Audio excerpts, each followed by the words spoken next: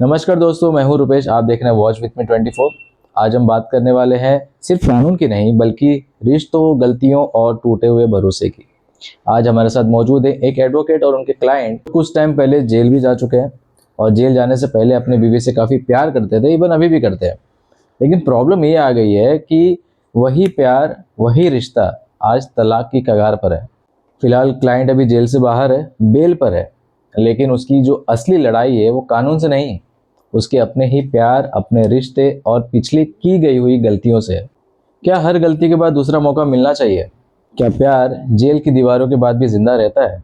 हम इसी मुद्दे पर बात करेंगे और जानने की पूरी कोशिश करेंगे कि क्या हर मुजरिम जानबूझकर गलत रास्ते का चुनाव करता है या फिर परिवार की मजबूरियां उसे गलत रास्ते पर जाने के लिए मजबूर करती है। तो दोस्तों, इस पॉडकास्ट को आगे बढ़ाते हैं और हम स्वागत करते हैं आज के हमारे जो गेस्ट है। उनका नाम है एडवोकेट विशाल खेत्रे।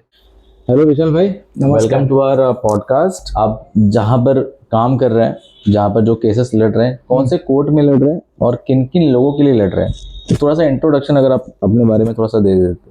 सबसे पहले मैं आपका शुक्रगुजार हूँ, आपने मुझे उस लायक समझा और अपने चैनल पे मुझे आमंत्रित किया। मेरा नाम एडवोकेट विशाल दादा साहब खेत्रे। मैं पिछले 9 साल से वकालत कर रहा हूँ और मेरा most of the practice criminal side में। बोलने के लिए थोड़ा अटपटा लगेगा, बट मेरे पास समाज के ऐसे लोग आते हैं जो काफ़ी गरीब होते हैं और जो अराजकता बेसिकली फैलाते हैं। बट क्रिमिनल लॉ में एक ऐसा कहावत है कि a person is not guilty until proved. तो मेरा छोटा सा एक नन्हा सा प्रयास होता है उनको बचाने का। और अब तक की मैंने होमिसाइडल केसेस, जिनको कॉलिक्यूली मर्डर केसेस बोलते हैं, attempt to murder cases, NDPS के केसेस, पोक्सो के केसेस, ऐसे मैंने डिफेंस किए हैं। कुछ केसेस में मेरे क्लाइंट को सज़ा हुई है, कुछ क्लाइंट एक्विट हो चुके हैं, कुछ लोगों का हाई कोर्ट में मैटर पेंडिंग है। तो ये थोड़ा मेरा शॉर्ट इंट्रोडक्शन है प्रोफाइल का। ओके, तो मतलब ये इसी टाइप के मतलब केसेस आपके पास मैक्सिमम आते हैं? नहीं, मैं एक्सीडेंटल क्रिमिनल लॉयर हूँ। मुझे कभी क्रिमिनल लॉ में आना नहीं था, मुझे पुलिस बनना था।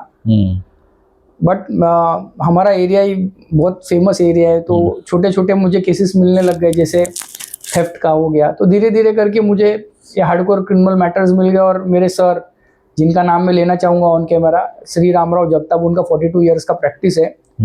उन्होंने मुझे अच्छी तरह से ढाला, जिनके आशीर्वाद से और जिनके सानिध्य में मैं एक अच्छा वकील बन पाया हूँ।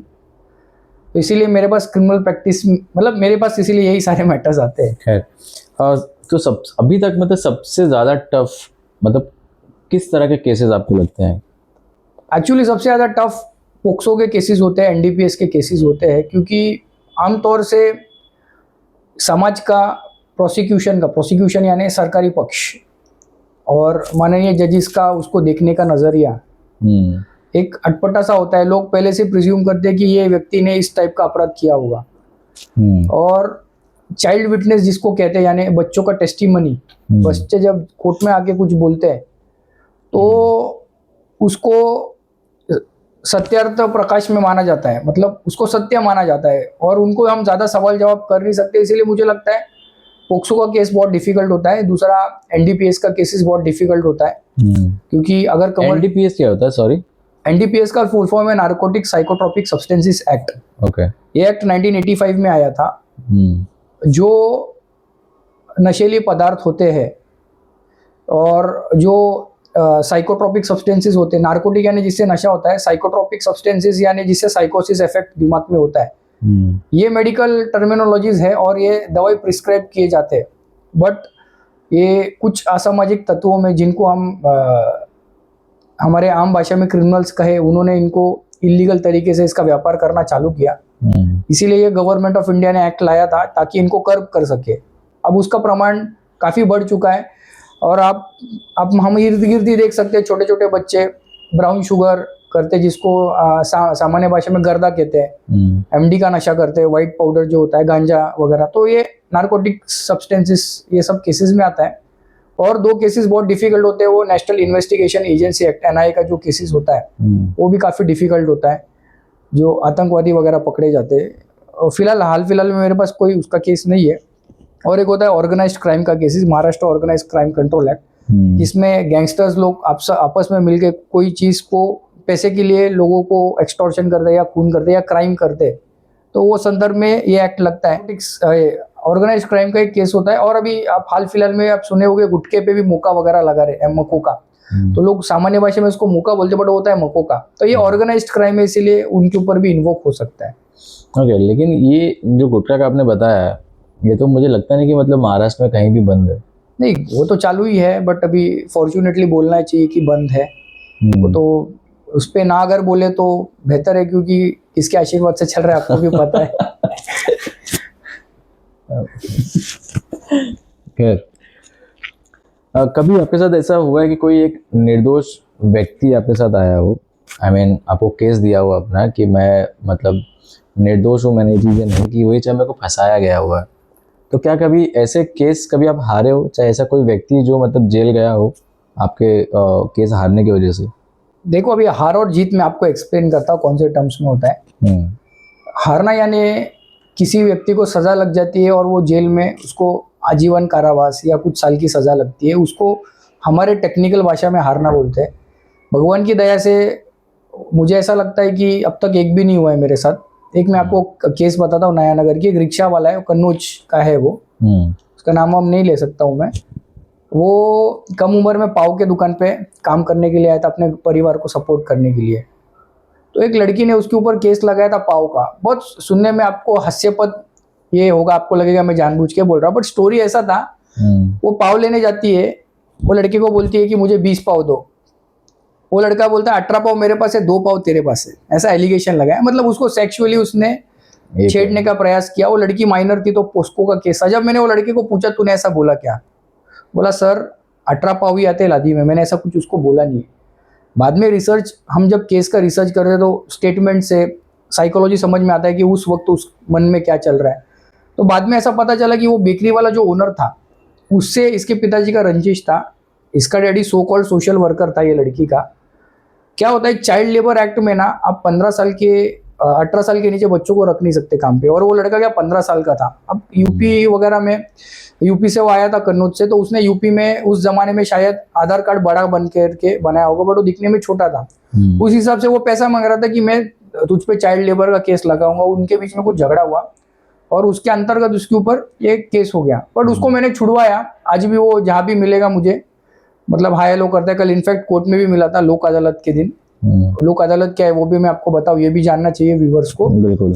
लोक अदालत एक ऐसा हम लोग का दिन होता है जिसमें जजेस डायस छोड़ के नीचे लोगों के बीच में बैठ के छोटे छोटे जो केसेस होते हैं उनको समुपदेश से एमिकेबल सेटलमेंट करवाते हैं या फाइन भरवा के छुड़वाते हैं। आपको आश्चर्य होगा, 20-20 हज़ार का फाइन कल माननीय जज साहब ने 2-2 हज़ार में खत्म किया है। जिसका 20,000 फाइन था, किसी को 200 रुपया, किसी को 2,000 रुपया। तो ये लोक अदालत में आने का फायदा है। कृपया मैं आपके व्यूवर्स को बोलना चाहूँगा, जब भी कब लोक अदालत होगा तो जरूर जाइए। उसमें सेटलमेंट भी होता है, बहुत सारे केसेस में सेटलमेंट होता है। जैसे हस्बैंड वाइफ का झगड़ा हो गया, या सेकेंडली ये फाइन इलीगल, मतलब लीगल फाइन जो आपके ऊपर 20,000 का चालान होता है उसमें हो जाता है। आपस में जो विचार मतभेद होते हैं उनको जजेस आपस में समझा के खत्म करते हैं, तो आप उसका फायदा ले सकते हैं। फिलहाल अभी आप जिस प्रोफेशन में लाइक आप एडवोकेट हैं, तो मतलब ऐसे कितने सारे जो केसेस अभी एक्टिव है आपके अंडर में, जिनके केस आप खुद लड़ रहे हो? अभी तो ऐसा देखा जाए तो मजिस्ट्रेट कोर्ट ने मेरे पास 20-25 मैटर है जो चलने वाले हैं। लड़ना यानी सवाल जवाब करके। मैं ट्रायल एडवोकेट और एक अपीलेट एडवोकेट भी हूँ। आपने वो पिंक पिक्चर में या कोर्ट में देखा होगा, हम लोग सवाल पूछते हैं विटनेस को, इसको ट्रायल एडवोकेसी बोलते हैं। अच्छा। से हाल फिलहाल में कोर्ट नया है, इसीलिए मेरे पास एक 25 एक ब्रीफ होगा। सेशंस कोर्ट में मेरे पास भी लगभग 30 एक ब्रीफ है। तो कुल मिला के 50-55 मैटर मेरे पास है। उसमें मर्डर है, रेप का केसेस है, पोस्को का केसेस है, एनडीपीएस का केसेस है। तो वो चलाना पड़ता है, और अगर सज़ा लग जाती है तो हाई कोर्ट में अपील के लिए हमको जाना पड़ता है। बहुतांशा तो नहीं जाते हम लोग, इधर ही सब समाप्त हो जाता है। जब आप लोग जब हाई कोर्ट में जब अपील करते हो तो वहाँ से क्या उम्मीद होती है कि मतलब क्या सच में वो वहाँ पर सुनाई जाएगी, लोग सुनेंगे आप लोग की बातें, चाहे चीज़ों को उतना सीरियस लेके, चाहे जो भी व्यक्ति आपके साथ में जो जुड़ा है, चाहे जो भी क्लाइंट आपके साथ में, क्या उसको वो उम्मीद होती है कि मुझे वहाँ से न्याय मिल जाएगा? देखिए कैसा है कि आपका जो क्वेश्चन है ना, वो क्वेश्चन से मुझे ऐसा समझ में आया कि आपका दोष नहीं है। बहुत सारे लोगों को, सामान्य लोगों को यही लगता है कि हमारी बात सुनी नहीं जाती है, हमारी बात कही नहीं जाती है। मैं आपको बताता हूँ कि सेशंस कोर्ट जो होता है, माननीय सेशंस कोर्ट, ये मुझे एक जज साहब ने बताया, ये चीज़ मैं आपको बता रहा हूँ। जज साहब ने बोला था कि स्पेशलाइज्ड ऑपरेशन करने के लिए स्पेशल डॉक्टर्स लगते हैं। हमारे पास भी इनहेरेंट पावर्स होते हैं, हमारे पास भी सेम पावर सुप्रीम कोर्ट के और हाई कोर्ट के होते हैं, बट हम उसमें फैसला इसीलिए नहीं देना चाहते क्योंकि समाज को गलत संदेश आएगा। जैसे एक उदाहरण के तौर पे, एक आदमी बीच सड़क में किसी का कत्ल कर देता है, सारे लोग देख रहे हैं, अगर वो निर्दोष बाइज्जत बरी हो जाता है और उसको कोर्ट ऐसे ही छोड़ देता है तो समाज में एक गलत संदेश जाएगा। मेरा ऐसा बोलना नहीं है कि उसको सजा देना भी गलत है या अच्छा है, मैं उसमें नहीं जा रहा हूँ, सही है गलत है, बट हाई कोर्ट जो होता है उसके पास इनहेरेंट पावर्स होते हैं। तो उसके अंतर्गत हमने जो डिफेंस लिया होता है, बेसिकली हमारा काम क्या होता है, कोई चीज़, कोई कहानी अगर पीड़ित बताता है कि मेरे साथ ये सारी चीज़ें हुई, तो हम उनको इस तरीके से सवाल जवाब करते हैं और एक हमारा डिफेंस इस तरीके से लेके आते हैं जिसमें एक उसका फॉल्स इम्प्लीकेशन का मोटिव हमको हो सकता है, झूठा फंसाना। दूसरा हो सकता है कि ये सिद्ध ही नहीं हो सकता, मीन्स यानी ये इसका स्टोरी इम्प्रोबेबल है, ऐसा हो ही नहीं सकता, ऐसे सर्कमस्टेंसेस हम लेके आते। वही चीज़ जब हम हाई कोर्ट के सामने रखते तो उसमें केस छूट जाता है। अभी जैसे मैं आपको एग्जांपल दूंगा, 3 साल पहले मेरे पास एक केस आया था, मेरे ब्रदर एडवोकेट ने चलाया था। उसमें ऐसा था कि एक लड़की कहती है कि एक लड़का मेरे पीछे से आया बाइक पे, मुझे उसने नंबर मांगा और जब मैंने नंबर नहीं दिया तो उसने मुझे धमकी दिया और वो भाग गया। अब ऐसा था, सामने वाले डिफेंस लॉयर ने इतने बेहतरीन तरीके से एविडेंस लाया, मेरे को ज़्यादा मेहनत उसमें करना नहीं पड़ा। माननीय उच्च न्यायालय को मैंने बस यही बताया कि कौन से लड़की का विनय भंग हुआ है, टेक्निकल भाषा हिंदी में उसको विनय भंग, मराठी में विनय भंग बोल सकते हैं, इंग्लिश में आउटरेजिंग मॉडेस्टी बोल सकते हैं। कौन से लड़की का एग्जैक्ट मॉडेस्टी आउटरेज हुआ है वो प्रोसिक्यूशन प्रूव नहीं कर पाया, क्योंकि उसमें 3 लड़कियां थी। एक लड़की बोलती थी उसने मुझे नंबर मांगा और मुझे धमकी दिया, दूसरी कहती थी उसने मुझे नंबर मांगा, मुझे धमकी दिया, तीसरी बोलती थी मुझे नंबर मांगा, मुझे धमकी दिया। तो exactly who had been subjected to ravishing of modesty was not proved by the learned prosecution। वही बेसिस पे हमको बेनिफिट मिल गया, वो लड़का बेल पे बाहर आ गया और उसका केस भी छूट जाएगा इसी ग्राउंड पे। कभी ऐसा फील हुआ है कि मतलब जिस तरह का इंडियन लॉ है, कोई एक ऐसा मुद्दा, चाहे ऐसा कोई पॉइंट जहाँ पर आपको लगा हो कि यार मुझे ये चीज़ें जो है ना, ये जो एक गैप जो दिख रहा है, जो एक नहीं समझ में आ रहा है कि मतलब उस चीज़ को किस तरह से हैंडल किया जाए, तो अगर वो गैप अगर रिफॉर्म करना हो तो आप मतलब क्या करना चाहोगे? देखिए, मैं तो मैक्सिमम बच्चों को यही बोलूँगा, लॉ परजुएट करो और ज़्यादा से ज़्यादा लोग जुडिशरी में के जजेस बने। न्यायपालिका बहुत अच्छी है, न्याय व्यवस्था बहुत अच्छी है। देश का दुर्भाग्य क्या है कि ओवर फ्लोटिंग पॉपुलेशन, इतना सारा पॉपुलेशन है देश में। ऐसे पॉपुलेशन में जब 1 लाख पे अगर एक जज है, 1 लाख के पॉपुलेशन को, आज 3.5 करोड़ की मुझे लगता है लगभग जनसंख्या है मेरा भाईंदर की, if I am not wrong, हो सकती है इतनी, मेरे को एग्जैक्ट फिगर पता नहीं, मैं उसमें डेमोग्राफी में नहीं जाऊंगा। उसके लिए सिर्फ 3 जजेस है मीरा रोड में, इंफ्रास्ट्रक्चर है 3, सरकार इंफ्रास्ट्रक्चर देने के लिए तैयार है। हमारे यहाँ पे 4-5 कोर्ट रूम वैकेंट्स है। लोग जुडिशरी में आना नहीं चाहते, लोग एक अलग नजरिए से जुडिशरी को दिखते। मुझे ऐसा लगता है कि अगर मैं कुछ कर सकता हूँ तो ट्रायल एडवोकेसी का एक स्तर में बढ़ाना चाहता हूँ, क्योंकि भारत में सेशंस कोर्ट और डिस्ट्रिक्ट कोर्ट के वकील को वकील उस नज़रिए से श्रेष्ठ नहीं समझा जाता जहाँ जैसे हाई कोर्ट और सुप्रीम कोर्ट के वकील को जाना चाहता है। मैं बहुत सौभाग्यशाली हूँ कि मैं इंग्लिश मीडियम का होने की वजह से, मेरा फ्लुएंसी, मेरा कमांड इंग्लिश पे होने की वजह से मैं इस साल सुप्रीम कोर्ट पे भी जाके आया। बट मैंने वहाँ पे एक चीज़ देखा कि जितना मेहनत हम ट्रायल एडवोकेट्स को करना पड़ता है, जैसे हमको पूरा केस बनाना पड़ता है, वो एपीलेट कोर्ट को और सुप्रीम कोर्ट को उतना मेहनत नहीं करना पड़ता है। वो सिर्फ फैक्ट्स पे ही बात करते हैं, हमको एक केस डेवलप करना पड़ता है और वो डेवलप करने के लिए हमको दिन रात पढ़ना पड़ता है, कुछ ना कुछ हमको अपग्रेड करना पड़ता है, ह्यूमन साइकोलॉजी से डील करना पड़ता है। तो मैं ये चाहूँगा कि लोग ज़्यादा से ज़्यादा जुडिशरी में आए, ज़्यादा से ज़्यादा ट्रायल एडवोकेसी पे फोकस करें। बस इसी बात का मुझे हमेशा संकोच लगा, संकोच नहीं बोल सकते, आपने एग्जैक्ट जो शब्द प्रयोग किया, मुझे इस चीज़ की महसूस होती है कि लोगों ने, अभी हमारे यंगस्टर्स भी क्या करते, सीधा हाई कोर्ट चले जाते हैं, हाई कोर्ट में स्टेटस डालेंगे इंस्टाग्राम पे, गाउन पहन के घूमेंगे। ऐसा नहीं होता है। आज मेरे साहब का 42 ईयर्स का प्रैक्टिस है, मैं समय मिले तब उनके साथ जाके बैठता हूँ। वो सर एक मतलब इसमें मास्टर है, वो कौन सा पॉइंट कभी मुझे सिखा के जाएंगे और मुझे सीखने मिलेगा, मैं इसके लिए आतुर होता हूँ। तो ऐसा डेडिकेशन आजकल है नहीं, मुझे लगता है बस यही कहूंगा कि ज़्यादा से ज़्यादा जूनियर्स ने ट्रायल एडवोकेसी में मास्टरी करना चाहिए, उसके बाद अपील में जाओ, सुप्रीम कोर्ट जाओ, सब जगह जाओ और ट्रायल एडवोकेट्स का एक स्तर बढ़े। खैर, एक मुझे कुछ दिन पहले से सुनने में आया हुआ था कि एक आप कोई केस लड़ रहे हैं फिलहाल, जो अभी मतलब एक्टिव है फिलहाल, तो मतलब और जो व्यक्ति है जिनका केस आप लड़ रहे हो वो मतलब अभी कुछ दिन के लिए मतलब बेल पे बाहर है फिलहाल, राइट? तो आई थिंक वो आपके साथ भी आए हुए हैं, तो मैं चाहूँगा कि थोड़ा सा उनको भी फ्रेम में बैठाया जाए, थोड़ी सी बातचीत उनसे भी की जाए।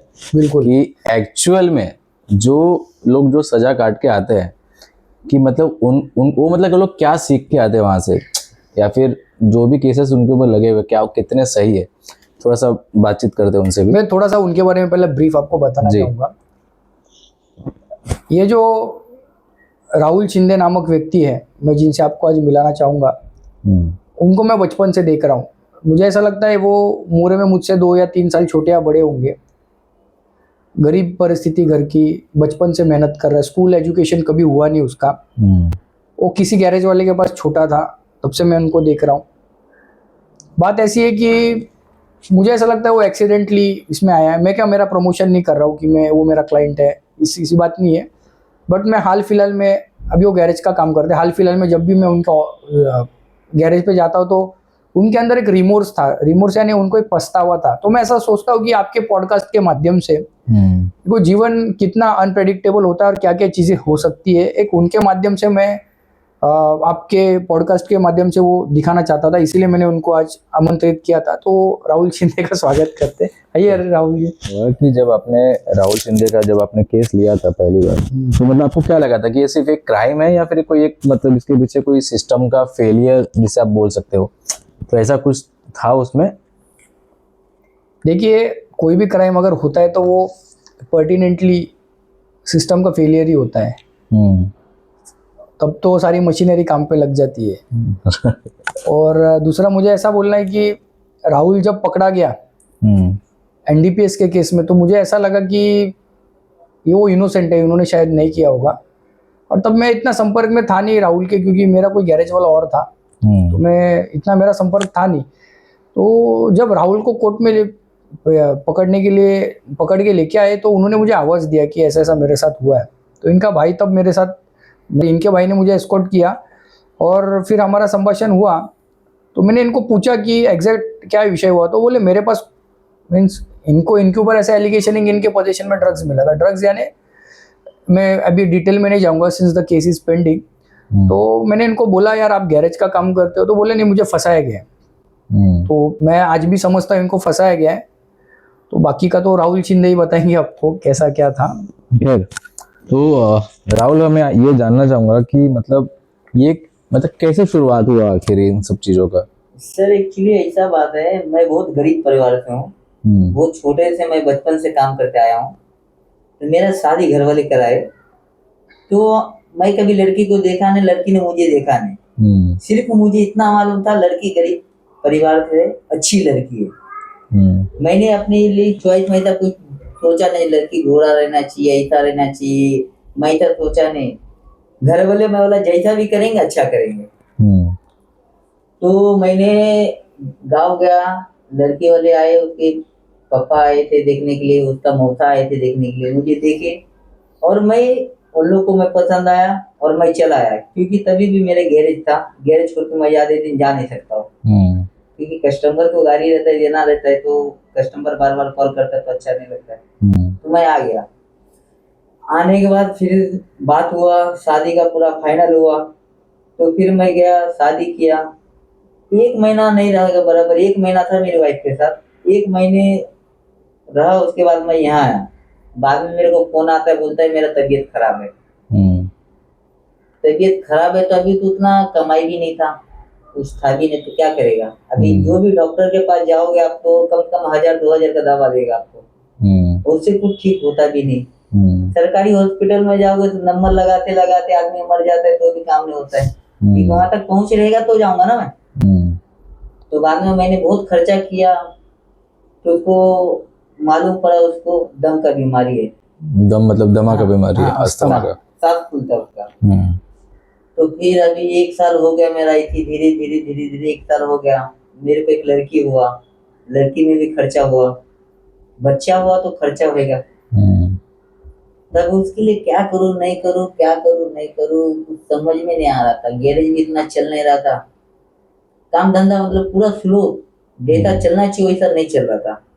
और मेरे पास इतना पैसे भी नहीं चल जो मैं दूसरा कुछ बिजनेस करूँ। तो इसी में एक मेरा दोस्त मिल गया, उसका मेडिकल था दोस्त का मेरा, तो उसकी गाड़ी में बनाता था। तो उससे मैं ही रिक्वेस्ट किया, बोला सर ऐसा कुछ काम रहेगा तो मेरे को दो, जरा मैं काम आपका कर दूंगा, 5 टाइम का जो भी रहेगा मुझे दे दो। अगर 500 रुपये भी देगा तो रोज का तो मतलब मेरा 15,000 होता है, दवा का खर्चा निकलता था। तो मैं, लेकिन ये 2 नंबर का काम नहीं बोला था, वो 2 नंबर का काम था। मेडिकल का दवा डिलीवरी होता है, सिर्फ दवा का था। अब उसके दवा में क्या है नहीं मुझे नहीं मालूम, क्योंकि मैं अनपढ़ गवार हूँ। मतलब बॉक्स में इनको ऐसा बोला गया कॉस्मेटिक वगैरह, साबुन, तेल, पानी का ये करना, और बाकायदा उस पे जैसे अच्छा कंपनी पैराशूट उसका प्रिंटेड बॉक्स वगैरह होता था, तो ये जाके सिर्फ डिलीवरी करने का काम करते थे। तो आदमी मेरे को बोला ठीक है, ये टेम्पो लेके जाना है, ये करना है, वो करना है। मैं गाड़ी भी चलाता हूँ, तो उसके साथ अभी कितना नाके पे देखोगे आप जाओगे, कौन सा भी नाके पे 5-10 तो ड्राइवर लोग खड़े रहते हैं, जिनको गाड़ी नहीं मिलता है चलाने के लिए, कुछ नहीं है। ठीक में तो आप नाके पे जाओगे तो आपको भी मिल जाएगा 500 रुपये में बदली का ड्राइवर। उसके हिसाब से मैं बदली मारने जाता था। तो धीरे धीरे धीरे धीरे बदली मारा, मैं यादें किया भी नहीं, मुश्किल से 1-1.5 महीना, बस 1-1.5 महीना भी मतलब बराबर काम नहीं किया मैंने। बाद में मालूम पड़ा मेरी गाड़ी में कुछ था भी नहीं, मैं तो निर्दोष हूँ। बाद में साहब लोग आए, क्या किए नहीं किए मुझे खुद को नहीं मालूम। दूसरी गाड़ी को पकड़ के लाए, साथ में मेरे को बैठा दिए, बोले गाड़ी किसका है, बोला मेरा नहीं है, बोलते तेरा नाम है। अब मुझे लिखने पढ़ने आएगा तो बोलूंगा ना क्या है नहीं, मेरे को साइन ले लिए, अब बोला तू गाड़ी पे बैठ। बाद में मालूम पड़ा उसके अंदर कफ सिरप बोतल बोलते हैं उसको, ऐसा कुछ है। अब वो कफ सिरप क्या होता है मुझे नहीं मालूम। और ड्राइवर को भी फंसाया था, वो ड्राइवर को भी मैंने ही शायद छुड़वाया, और वो भी लगभग आपकी कितने टाइम के बाद छूटा? वो 2-2.5 साल बाद छूटा। वो तो बदली का ड्राइवर था, उसको नाके से लेके गए। और वो जो गाड़ी था वो भी भाड़े का ही था शायद। तो ये चीज़ जिसने डिलीवर करवाया था, चाहे जिसने मतलब सामान जो लोड करके दिया था कि कहीं जाके आपको डिलीवर करना है, वो व्यक्ति का नहीं, वो भी सह आरोपी है एक्चुअली, वही बहुत बड़े कॉन्स्पिरेटर है। बट मुझे ऐसा लगता है कि बोलना नहीं चाहिए, बहुत रिस्पॉन्सिबली बोल रहा हूँ। और लोग बोलते हैं, वो एक्चुअली सच बात है कि पुलिस मशीनरी जो है वो गरीब को शायद फेवर नहीं करता है, मुझे ऐसा लगता है। क्योंकि शायद पुलिस वाले अगर ये पॉडकास्ट देखे तो उनको बुरा लगेगा, बट उनको भी अंदर ही अंदर उनको पता है कि क्या परिस्थिति है। वो किसी नेता को जेल में नहीं डाल सकते, किसी मजबूत आदमी को जेल में नहीं डाल सकते, बट वो किसी गरीब को बराबर 2 थप्पड़ भी मार सकते हैं। तो बस ये इनके साथ हुआ है एक्सीडेंट, और मेरे लिए तो आज भी इनोसेंट ही है ये। खैर आप शायद जेल भी जा चुके हो। हाँ सर, मैं 2 साल जेल काट के आया हूँ। तो जेल का क्या वातावरण क्या होता है, क्या सिस्टम होता है जेल का? सर आपको जानना है तो मैं पूरा बताता हूँ। जेल का सिस्टम बहुत मतलब थोड़ा सा मतलब शॉर्ट में बताइए। उसमें ऐसा बहुत सारा तकलीफ है, आपको कहाँ से शुरू करूँ कहाँ से नहीं बताऊँ, मेरे को समझ नहीं आता। नहीं देखो, ये आपको यहाँ पे बिठाने का एक ही कारण है, आजकल बहुत ट्रेंड चल रहा है इंस्टाग्राम पे, बच्चे छोटे तलवार निकाल रहे हैं, कोई ड्रग्स बेच रहा है, कोई ड्रग्स पी रहा है, लोगों को गुंडा बनने का शौक है। तो एग्जैक्ट जेल में आप पहले दिन गए, तब से आप छूटने तक आपको क्या क्या तकलीफ हुई, वो जरा इस पे बताइए आप। देखो सर, मैं तो ये बोलूंगा, कोई गुंडा मत बनो, कोई नशा मत करो, क्योंकि अंदर जाने के बाद मालूम पड़ता है उसके अंदर क्या तकलीफ है और नहीं है। पहले जाओगे आप, यहाँ पे नंबर लगा हुआ रहेगा। किस चीज का? जेल में ऐसा आरोपी बहुत रहते हैं। अच्छा, अंदर जेल में डालने के लिए नंबर डालने के लिए। हाँ, वो पहले दिन से चेकिंग का जरा बताओ कैसा होता है चेकिंग? जैसे आपको पकड़े कोर्ट लेके जाएंगे, कोर्ट में से उधर जज साहब जैसे लिखेंगे, आपको लाल गेट की इधर लेके जाएंगे, आपको खाने के लिए भी नहीं मिलेगा कुछ। नहीं, पहले दिन से बताओ कैसा चेक करते हैं वो, आप मेरे को बता रहे थे ना, पूरा कपड़ा निकल के चेक करते, जैसा आपको कैसा जलील करते। जैसा आपको जेल में डालने गए, जज साहब ने जैसे लिख दिए, आपको जेल में डालने गए तो आपको पूरा नंगा करेंगे। जैसे अंदर जाएगा आपका पूरा नाम लिखा जाएगा, कौन से गांव से वो लिखा जाएगा, वो लिखने के बाद पूरा नंगा किया जाएगा, उठ बैठ करना पड़ेगा। हाँ, पूरा नंगा होके उठ बैठ करने का, फिर अंदर जाने का, कपड़ा पहनने का। हाँ, फिर अंदर जाने का। अंदर जाने के बाद आपको इतना छोटे छोटे रूम रहेंगे। वो रूम में क्या बताओ आपको, एक रूम में कितने लोग रहते और कितने जन को बिठाते वो बताओ। शायद क्या बोलूं सर, वो दिन ही बहुत बेकार था सर, ऐसा कोई जाना नहीं चाहिए। जो रूम में आपको पांच आदमी भी बराबर नहीं सो पाओगे, वो रूम में 15 से 20 आदमी रहेंगे। हाँ। और खाने पीने का क्या सिस्टम होता है वहाँ पर? खाने पीने का क्या सिस्टम रहेगा, पोहा आता है, शीरा आता है। खाने लायक होता है वो? नहीं, कच्चा है, क्या बोलते हैं उसको, जिंदा रखने के लिए खिलाते हैं। लावा क्या रहता है, कच्चा ही रहता है, खाली हल्दी डाल के उसके अंदर इतने बड़े बड़े कीड़े रहते हैं। अगर अभी मैं इधर हूँ, अभी मैं मेरी बहन को बोल दूं, मेरी माँ को बोल दूं, मेरे को ये खाना पसंद है दूसरा बनाओ, तो मिल जाएगा। लेकिन वहाँ आपको वही खाना खाना है, खाली बैगन मिलेगा, भोपला मिलेगा, आलू मिलेगा। कभी आलू जिंदगी में धोया हुआ नहीं रहेगा। ऐसी बात आएगा कि आप खा नहीं सको, लेकिन फिर भी आपको खाना पड़ेगा जिंदा रहने के लिए। तो आपसे एक क्वेश्चन पूछना चाहूँगा इनके रिलेटेड कि जब राहुल शिंदे का जब केस आपके पास आया हुआ था, तो आपको लगता है कि इनको दूसरा मौका मिलना चाहिए?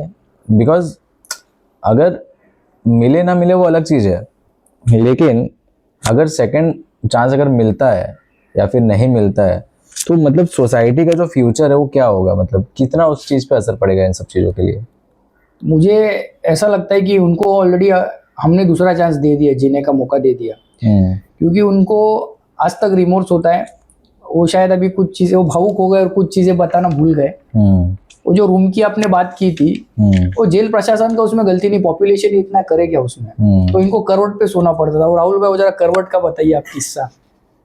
सर करवट का क्या बताओ सर, उसमें जैसे ही जाओगे आप, जेल के बाहर लिखा रहेगा कारागृह, उसके अंदर आपको सोना रहेगा ऐसा, आप सीधा नहीं सो सकते हो 1.5 साल तक। एक आंख पे सोना पड़ता है। 1 साल 1.5 साल तक जो आप सीधा नहीं सो सकते हो, ऐसा ही सोना पड़ेगा आपको। मेरा मुंडी इधर है तो आपका मुंडी इधर रहेगा, तो मतलब 2 जन जो है अल्टा पलटी करके सुलाते हैं। 100 की जगह में 250 पब्लिक सोते हैं। हाँ, मतलब काफी डेंजरस मतलब सिचुएशन है फिलहाल जेल में का। जो लोग बोलते हैं कि मैं डरता नहीं हूँ जेल जाने से चाहे कुछ, आई थिंक वो जेल जाने के बाद ही समझ में आता है कि यार समझ में आता है जेल क्या चीज़ है। और दूसरा, और एक चीज़ मैं आपको बताना चाहूँगा कि जेल का परिस्थिति ऐसा है, इन्होंने जो खाने की बात की वो जेल मैनुअल के हिसाब से परफेक्ट है। बट होता कैसा है कि प्रिजनर्स ही उसमें खाना बनाते हैं, तो वो लोग हाइजीन वगैरह मेंटेन प्रिजनर्स ही रखते। जेल प्रशासन का इसमें कुछ गलती नहीं है, बट है ऐसा। और जिंदा रहने के लिए जिस खाना दिया जाता है, सिर्फ मुझे लगता है, एक मुझे क्लाइंट बता रहा था, सिर्फ इतना सा शीरा मिलता है। हाँ। इतना सा पोहा मिलता है। हाँ। और वो सर मैं खा क्या, मैं बताता हूँ ना आपको, बताइए। 3 रोटी मिलेगा, ठीक है, रोटी इतना बड़ा रहेगा, उसको तोड़ोगे इतना इतना छोटा होएगा, उसमें तो आटा इतना निकलेगा। हाँ, और उसके बाद जो दाल रहेगा खाली नाम का रहेगा, खाली पानी रहेगा। हाँ, चाय आएगा पर चाय में शक्कर नहीं रहेगा, ना दूध रहेगा, खाली गर्म पानी रहेगा। दाल में नमक होगा? नहीं होगा, नमक आपको खरीदना पड़ेगा जेल के अंदर। अच्छा। हाँ, ना ये एक सिस्टम है। वो जरा कैंटीन का बताओ क्या होता है। कैंटीन का ये होता है, अगर मैं जेल के अंदर गया हूँ, मेरे घर वाले कोई पैसा भेजेंगे तो मैं नमक खरीद सकता हूँ, कोलगेट खरीद सकता हूँ, तेल खरीद सकता हूँ, साबुन खरीद सकता हूँ। मुझे जो खाने पीने की चीज चाहिए तो खरीद सकता हूँ मैं। अब जैसे कि यहाँ पर नमक, फॉर एग्जांपल नमक यहाँ पे सपोज 20 रुपए पैकेट है। हाँ, तो जेल में मतलब कितने का पड़ता है वो? जेल में भी 20 का ही है। अच्छा। पर फर्क ऐसा है, आपको यहाँ पे अगर पैसा दिए तो नमक जगह पे मिल जाता है कोई भी दुकान में, पर वैसा वहाँ पे नहीं है। अगर आज मैंने आपसे पैसा लिया हूँ नमक का, तो 20 दिन बाद नमक दूंगा मैं आपको। और कितने दिन मिलेगा वो? हाँ, कितने दिन तक मिलेगा नमक? 20 दिन बाद। 20 दिन के बाद मिलेगा? हाँ। तो कितने दिन तक मिलते रहेगा वो नमक? एक ही दिन मिलेगा ना आपको, नहीं, उसके लिए 2 घंटे का टाइम है बस। नॉर्मल पैकेट ही रहता है वो। हाँ। जैसा भी आप बाहर कोई नमक खरीदो, हाँ। प्रोसेस डिले होता है क्योंकि वो बहुत सारा प्रोसीजर होता है ना। तो 20 दिन में 20 दिन के बाद आपको मिलेगा। तो इनका बोलने का तात्पर्य, रीडिंग बिटवीन द लाइन्स अपन करेंगे, आदमी का खाने का ही चाहत खत्म हो जाएगा। मतलब मरने के बाद स्वर्ग दिखता है, वैसी परिस्थिति हो जाती है इंसान की। अगर साबुन नहीं है तो साबुन अगर कुछ भी आपको खाना रहा तो पीपीसी बोलते हैं जेल के अंदर, ऐसा लिस्ट आता है, उसमें पैसा लिखने का। अगर आपके अकाउंट जैसे जेल के अंदर गए तो इससे आपको एक कार्ड मिलता है, जहाँ यहाँ पे आधार कार्ड बनता है, जेल के अंदर एक जेल का कार्ड बनता है। उस अकाउंट में पैसा डालने का घर वाले को बोलते हैं हम लोग, घर वाले पैसा डालते हैं। स्पीड पोस्ट से किया तो 5 से 6 दिन 10 दिन भी लग जाता है पैसा आने के लिए। अगर नॉर्मल किया तो 15 दिन 2 महीना के बाद आता है पैसा।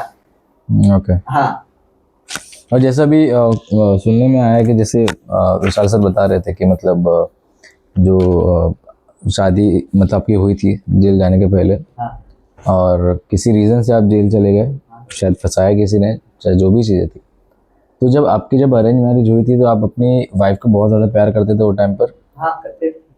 तो मतलब एक अगर मैं ये क्वेश्चन पूछना चाहूँ कि अगर कोई व्यक्ति अगर अपने परिवार को, अपनी फैमिली को, अपनी वाइफ को बहुत प्यार करता है, हाँ, और किसी रीज़न से, किसी कारण से अगर वो व्यक्ति जेल चले जाता है, चाहे कुछ लोग उसको फंसा के जेल भेज देते हैं, तो क्या वो प्यार उतना बरकरार रहता है? नहीं रहता है। क्या हुआ था मतलब आपके साथ में, ऐसा कुछ थोड़ा सा कुछ बता सकते हैं क्या? सर मैं क्या बताऊँ, मांगे तो आप मेरी जानी हो, लेकिन फिर भी मैं सच्चाई बताऊंगा, क्योंकि मैं सच के रास्ते पे चलता हूँ। इसके लिए सच के रास्ते पे चलता हूँ क्योंकि मैंने 2 साल काट के आया हूँ जेल। काट के आया बोले तो हमारे भाषा में बोलते हैं, जो जेल काटते उसको बोलते हैं काटना। तो मैं 2 साल जेल में जाके आया हूँ। 2 साल में मैं बहुत कुछ सीख के आया हूँ जेल के अंदर।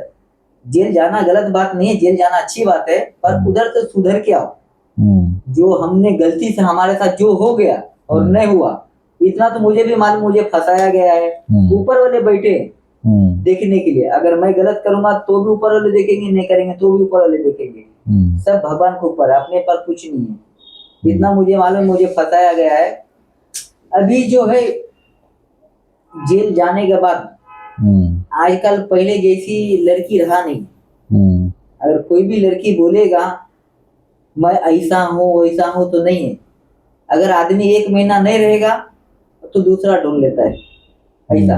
और दूसरा ढूंढने का कारण ये होता है क्योंकि आदमी लोग जो है औरत से बहुत प्यार करता है, बहुत कुछ दे देता है। अभी मेरी औरत का एग्जाम्पल देख लो, गरीब परिवार की थी, दम का बीमारी, उसका बाप को दम का बीमारी है। मैं यही सोचा, मैं बचपन से महाराष्ट्र में रहा हूँ, मैं महाराष्ट्र में मेरा सब कुछ हुआ है, मैं जो भी है अपना यहीं पे है। मैं सिर्फ एक ही चीज सोचा था, अगर मेरे साथ मेरी औरत है तो मैं दुनिया को जीत लूंगा। उसके लिए मैंने घर में मेरे भाई से लड़ गया, बड़े वाले बहन से लड़ गया, मतलब घर में मैं सबको छोड़ दिया सिर्फ एक औरत के लिए। लेकिन औरत के लिए अब क्या बताओ, उसने मेरे साथ ऐसा हालत पे कर दिया कि मैं जानता हूँ। हाँ, तो मतलब आज वो आपके साथ में नहीं रहती है बेसिकली, मतलब मेरे साथ नहीं रहती और मुझे वो चाहिए भी नहीं है। मैं अकेला जी लूंगा, इतना मैं पावर बना लिया उसी ने। मैं मतलब समय ने सिखा दिया कहीं ना कहीं आपको। मैं उसको धन्यवाद दिल से करता हूँ, जहाँ भी रहे बेचारी अच्छी रहे। तो मैं आपसे एक छोटा सा रिक्वेस्ट करना चाहूँगा कि जो भी इस वीडियो को देख रहे हैं ना, तो मैं चाहूँगा कि आपके माध्यम से उन तक कोई एक अच्छा मैसेज जाए, जो भी लोग मतलब जो इस तरह की हरकतें करते हैं कि मतलब अपने परिवार के लिए, चलो अपने फैमिली के लिए आप दुनिया से लड़ जाओ, लेकिन घर वालों से मत लड़ो। और लड़ने की भी जरूरत पड़े तो तब लड़ना जब आपको लगे कि ये बहुत ज्यादा गलत आप हो रहा है आपके सामने। वो ऐसा नहीं करेंगे ना, औरत लोग को दिमाग आज तक कोई नहीं पहचान पाया है। वो आपको इतना प्यार से रखेगी ना, आपको लगेगा नहीं जो मेरी औरत ऐसा कर सकती है। तो वही एक मैसेज जरा ऑडियंस को दे सकते हैं। अब मैं क्या बोलूं, अब जो भाई लोग देखते रहेंगे, आप देखो अब क्या है, मैं सिंपल सी हूँ, आप देख रहे हो मैं क्या हालत में जी रहा हूँ। लेकिन आप लोग मेरे जैसे मत बनो, क्योंकि वैसा बनने के लिए दिल में पत्थर बनाना पड़ता है। बहुत बढ़िया। तो विशाल सर, मतलब मुझे तो काफ़ी चीज़ें समझ में आई, और मैं चाहूँगा कि जो भी ऑडियंस देख रहे हैं, मतलब उनको एटलीस्ट समझ में आए कि जेल की जो लाइफ होती है वो कितनी टफ होती है और किस तरह की होती है। और जो भी हमारे आसपास के जो भी लोग हैं वो आई थिंक विशाल सर को काफ़ी लोग जानते भी हैं, जहाँ तक मुझे जानकारी है। और राहुल ने जो भी एक्सपीरियंस लिया है अपनी लाइफ में, मैं चाहूँगा कि सारे लोग उस चीज़ों से कुछ ना कुछ सीखें, राइट। आप कुछ मैसेज देना चाहेंगे एज ए एडवोकेट? देखिए, मैं राहुल के बारे में थोड़ा सा और बताऊंगा। वो भावुक होके नहीं बता पाए, जो मुद्दे की बात है वो बता नहीं पाए, और मैं वकील हूँ तो मैं मुद्दे पे सिर्फ बात करूंगा। राहुल की वाइफ का एक्स्ट्रा मैरिटल अफेयर था। राहुल जो जो पैसे उनको कमा के देता था, उनकी वाइफ वही पैसे अपने बॉयफ्रेंड को देती थी। इस चीज़ का उनको बहुत गहरा असर हुआ उनके मानस पे, और जीवन में उनको पछतावा हुआ कि जो बीवी के अस्थमा ठीक करने के लिए मैं 10-10, 15-15 हज़ार रुपया एक्स्ट्रा शिफ्ट मार के कमाता था गैरेज के काम के साथ, आज उसी ने किसी और के साथ अफेयर रख के आज, और उस काम की वजह से वो जेल पहुंच गए। और आज के समय में उनको बहुत शौक पहुंचा कि जो पैसा वो कमा के देते थे उस औरत को, वो औरत वो पैसा देती थी उस लड़के को, उस लड़के के नाम पे बाइक वगैरह सारी चीज़ें हैं, और आज वो औरत आ भी नहीं रही, उल्टा इनको ही झूठे केस में फंसाने का वहाँ से धमकी देती है। हाँ, देती है सर। परिस्थिति आज ऐसा है। तो मैं आपको बस ये बताना चाहूँगा कि इस दुनिया में कोई परमानेंट चीज़ होती नहीं है। ध्यान रख सकते हो तो अपना रखो। श्री कृष्ण भगवान जैसा कहते हैं कि कर्तव्य पे फोकस करना चाहिए, लोगों ने अपने कर्तव्य पे फोकस होना चाहिए। हमारी इतनी सभ्यता, इतनी संस्कृति, इतने सालों की हम शास्त्र से दूर गए, इसीलिए मुझे लगता है ये परिस्थिति उत्पन्न हुई है। तो शास्त्र पढ़ना या शास्त्र को फॉलो करना ये कोई पिछड़े व्यक्ति का लक्षण नहीं है। आज के अनुसार मुझे लगता है कि पूरे भारतवर्ष में सारे लोग पढ़ ही रहे हैं, और ये मेरे क्लाइंट भी, मेरे दोस्त भी है राहुल शिंदे, इनका परिस्थिति ऐसा था कि इनको कोई एजुकेशन ही नहीं था, तो मैं उनसे ये एक्सपेक्ट नहीं कर सकता हूँ कि ये सारे करे। बट मेरा एक यूथ को मैसेज है, हाल फिलहाल मैं देख रहा हूँ कि ये ड्रग पेडलिंग में ज़्यादा इन्वॉल्व है, और रेव पार्टी करना उनको बहुत अच्छा कल्चर लगता है। देखिए, अपने मेहनत से रोजी रोटी से कुछ कमाइए। राहुल शिंदे का तो एक एक्सीडेंटल केस है, उन्होंने सारी चीज़ें की और उनको धोखा मिला, बट कुछ लोग अपना हाथ से जिंदगी खराब कर रहे हैं, राइट। जैसे कि ड्रग्स का सेवन कर रहे फैशन के लिए, वो चरस गांजा सिगरेट में पी रहे, बस मौज मजा क्या कहते हैं वो इन्फ्लुएंशियल पर्सन इंस्टाग्राम पे बनने के लिए, इन्फ्लुएंसर इसको बोला जाता है। हाल फिलहाल में आई केम अक्रॉस अ वीडियो जिसमें एक फॉरेन का आदमी बोलता है कि किसी भी समाज को या किसी भी कंट्री को अगर कोलैप्स करना है तो उनकी घर की औरतें खराब करो।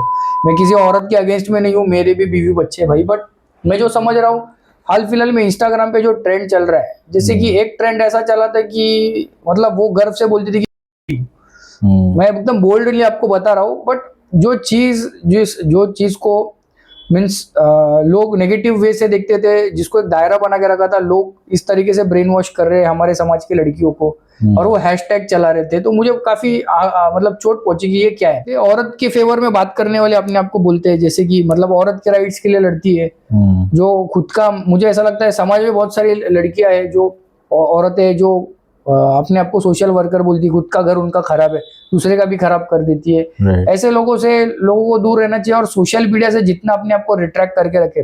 जैसे आप व्हाट्सएप वगैरह पे अपना फोटो ये करते हो, जिसमें वो गिबली कुछ आर्ट का फॉर्म आया था, उसमें आपका आइडेंटिटी क्राइसिस हो रहा है, वो आपका रेटिना चुरा रहे हैं, वो आपका फेस का इमेज चुरा रहे। हो सकता है कि आर्टिफिशियल इंटेलिजेंस से आपका कोई वीडियो बना दे, आपको ब्लैकमेल करे, डिफॉर्म करे। तो इस सारी चीज़ों से मतलब हमको दूर रहना चाहिए। और मैं भगवत गीता का रेफरेंस देना चाहूँगा, श्लोक मुझे अभी तक पता नहीं है, मतलब एग्जैक्ट मैं आपको रिप्रोड्यूस नहीं कर पाऊंगा, बट मैंने पढ़ा है। श्री कृष्ण खुद कहते हैं कि जिस स्कूल में स्त्रियां खराब हो जाती है, उस स्कूल का सर्वनाश हो जाता है। और वो फॉरेन का, मतलब को वीडियो मैंने देखा था, कोई फॉरेन का फिलोसोफर था, वो भी यही बात कर रहा था। और आप भी देख ही रहे हो क्या चल रहा है ट्रेंड। तो मेरा ऐसा कहना है कि आप सब लोग व्यवस्थित रहिए, अपने बच्चों पे ध्यान दीजिए, बच्चों के साथ इंटरेक्शन कीजिए, माँ बाप के लिए खासकर। इतना भी मॉडर्न मत बनिए, वो क्यों शांत बैठा है, वो आजकल बात क्यों कम कर रहा है, अकेला अकेला क्यों बैठ रहा है, उससे पूछिए।